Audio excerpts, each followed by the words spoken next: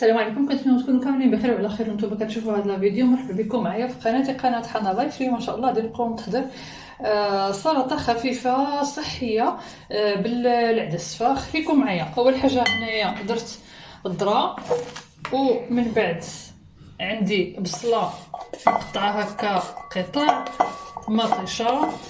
القياس ديروا على حسب نتوما عدد افراد الاسره ولا الضيوف اللي عندكم. هنايا عندي قزبر وبعدنوس. بالنسبه للعدس مسلوق في الماء عادي، ما درتش ليه الملحه، وكنبغي انه يكون مسلوق هكا مزيان.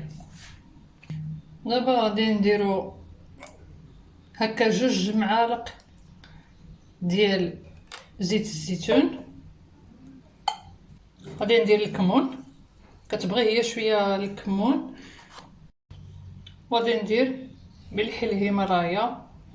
اخر حاجه غادي نضيف معلقه هكا كبيره ديال خل التفاح.